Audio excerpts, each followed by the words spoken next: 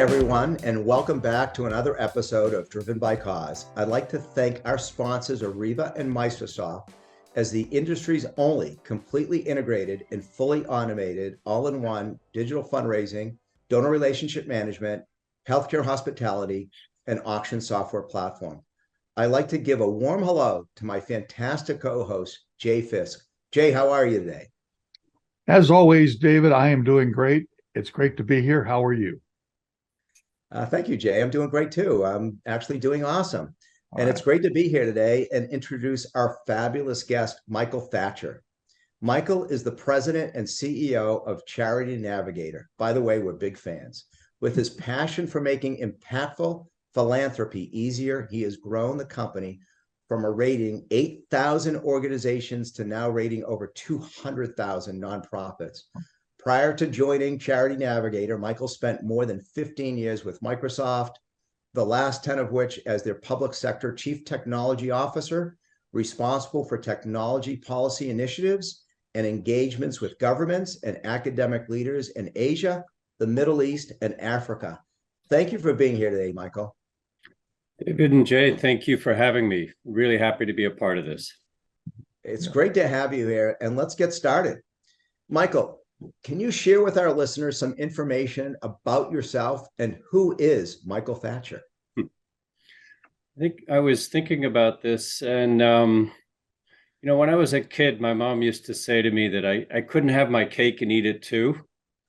And I've spent most of my life trying to prove her wrong, in the sense that, and I think I'm telling you that more because I've gotten involved with technology as a means for creating the change that I want to see in the world. And ultimately, I couldn't pick an area that I wanted to focus on with regard to social change. If you look back prior to Charity Navigator, I was at Microsoft working with public sector in a lot of different geographies of the world. And it was always looking at economic, social change, improved healthcare, improved education. And needless to say, Charity Navigator has given me the opportunity to focus on really trying to improve where, or let's say, have the dollars arrive at more effective organizations so that we actually achieve systemic change across a wide variety of different things. And it's a little bit of an odd thing to get excited about, but it's something I get super excited about. Well, you worked at Microsoft for 15 years, and 10 of those were as the public sector chief technology officer, and you're responsible for technology policy initiatives, engagements with governments and academic leaders in Asia, Middle East, Africa. You made the switch to become CEO and president of Charity Navigator. Share with us, if you wouldn't mind, what was the impetus to make that jump to the nonprofit industry, and what you hope to achieve going forward in that role, and what you've achieved so far? Sure. I think to roll it back to the first job, the first real work I did as a young adult was running an arts organization with the woman who became my wife. And we ran that organization for 10 years. We were successful from an artistic and creative perspective. We were not financially successful. And so I got into software development, and that was what eventually led me to Microsoft. Fast forward 30 years, my wife gets sick and passes away in 2013. We had a hard run with cancer, and my life was turned into complete turmoil. Yeah. And at that point, I chose to leave Microsoft, tried to really think about where do I want to spend my time and energy. And really quite serendipitously, the opportunity at Charity Navigator presented itself. A person whose board of directors I had become a part of flagged the opportunity for me, and I was living in Singapore at the time, and decided it was time to go home. It was time to take on something that was fully focused on things that I really cared about. Thank you Well, for sharing that. yeah. Sorry to hear that, Michael, and I'm glad you got back on the track and things are great. And as the now president and CEO, you've described one of your organization's missions as democratizing philanthropy. Can you elaborate and define this idea and then share success stories where you've seen this happen? Sure. And I think ultimately, Charity Navigator was created to provide a resource to every man and woman in the United States and the world, for that matter, to help them differentiate between good and better charities that are doing the work. And one of our founding principles was never charge the charity, never charge the donor.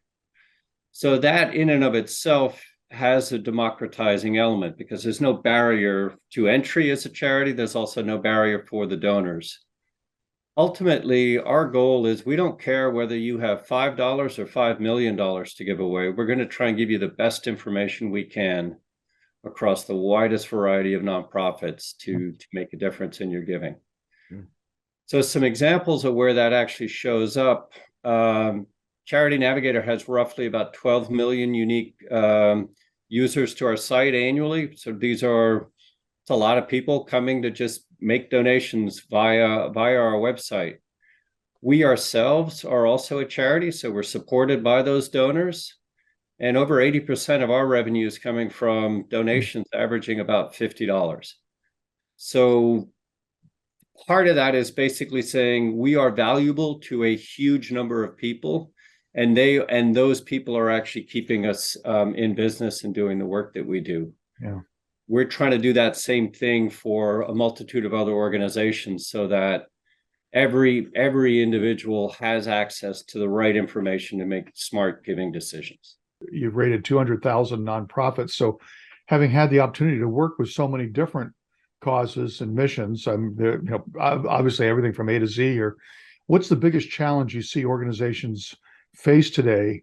And additionally, what do you see as a future for the nonprofit industry as a whole? I'll approach this more from the evaluator's perspective, but I think the key challenge that many organizations have is sustainability.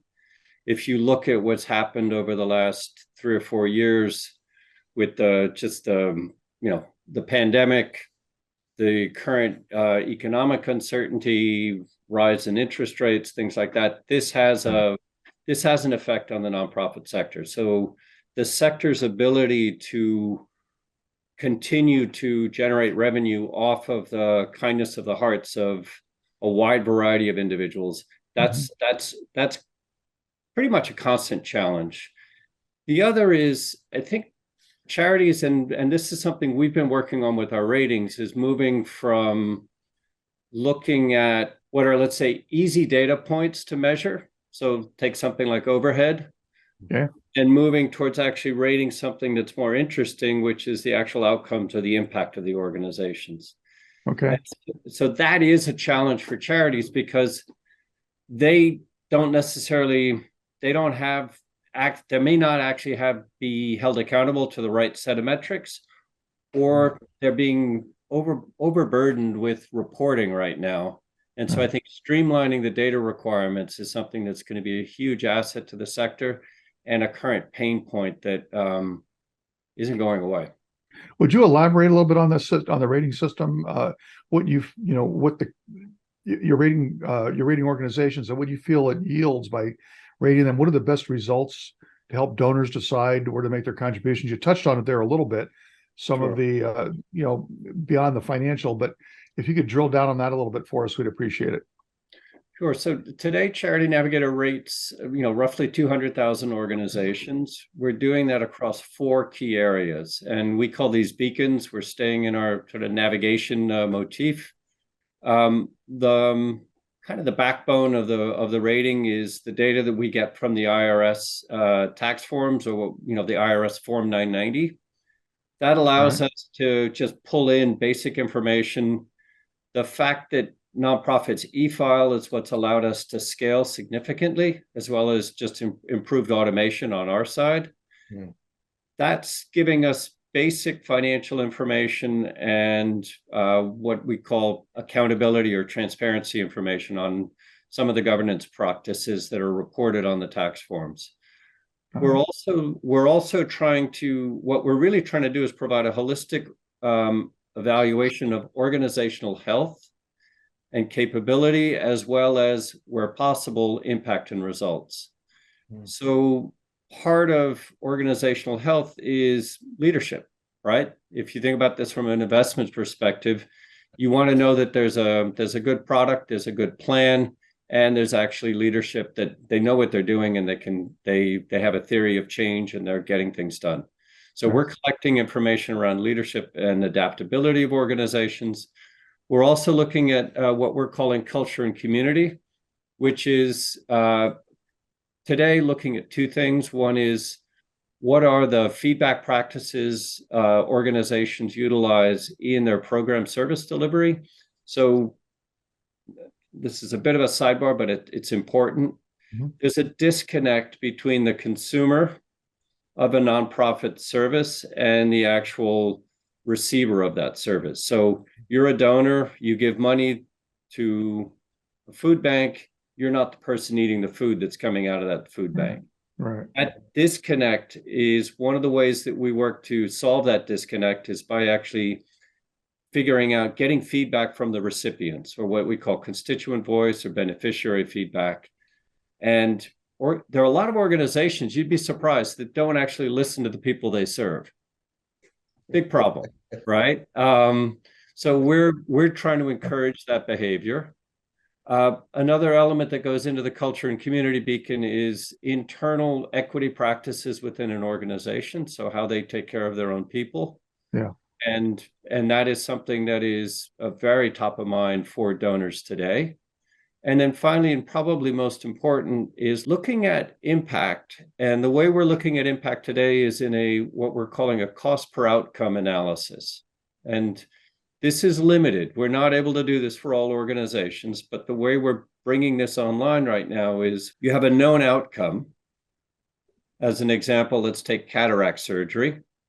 And we know the outcome there is the preservation of eyesight. We also have really good academic data showing that this intervention works. We can sort of determine an average cost. Right. And we can factor out other potential differentials that would be size of organization, geography of engagement.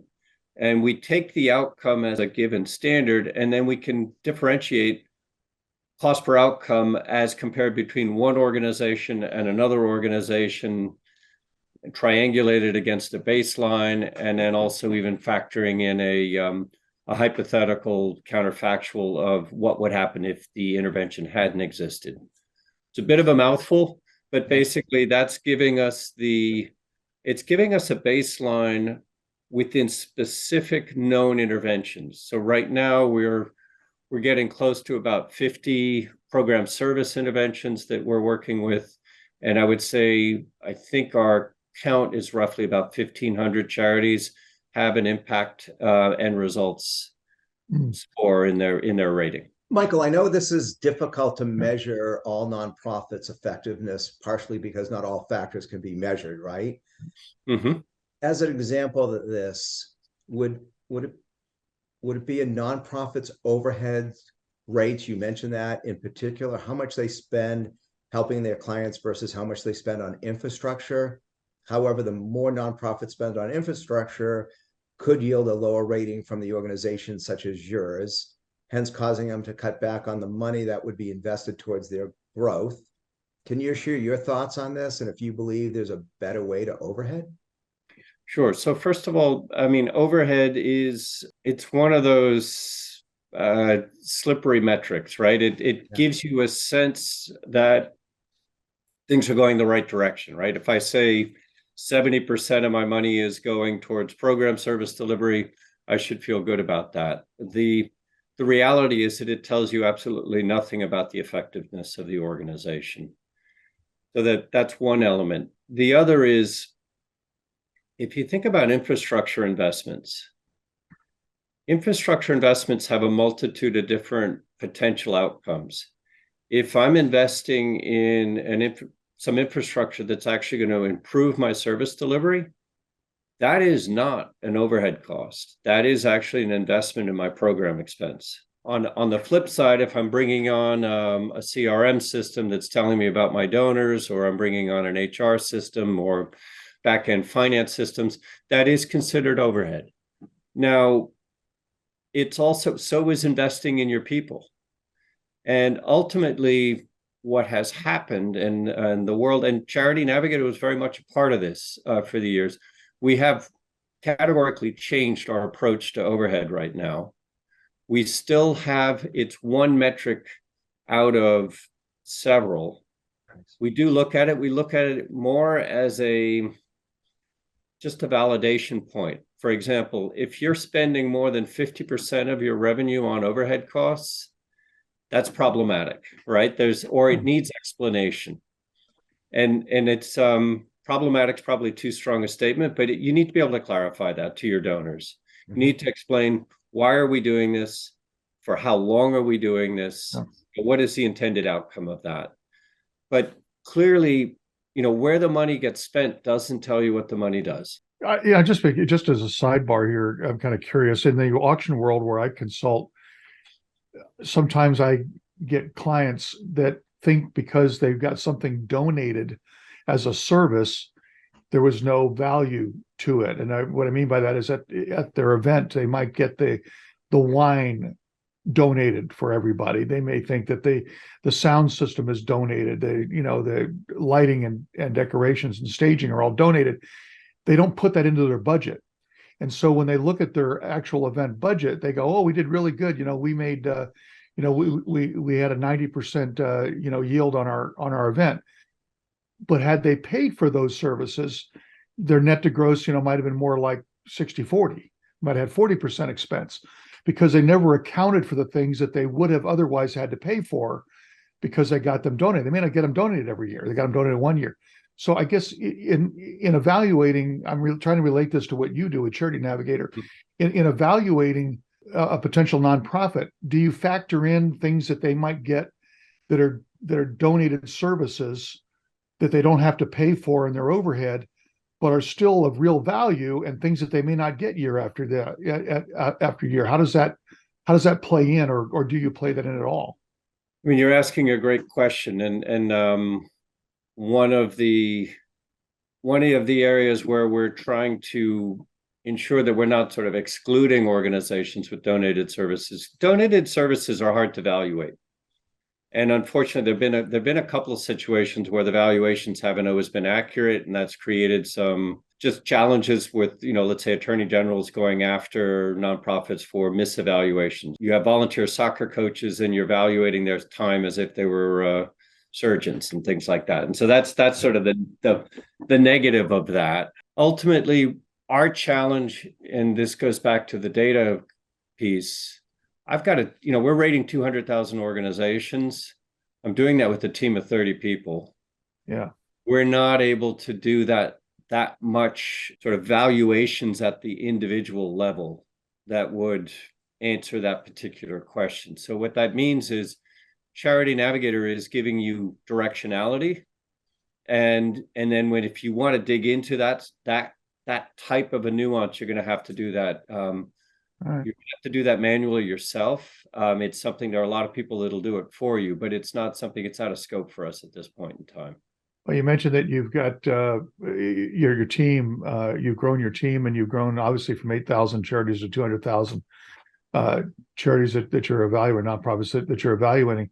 Can you share what you envision as future for your organization? Where's this thing going 5-10 years from now? Sure. I mean, so go back to where I was when I discovered the opportunity with Charity Navigator. I was living overseas. I'd spent the last 10 years of my life living overseas.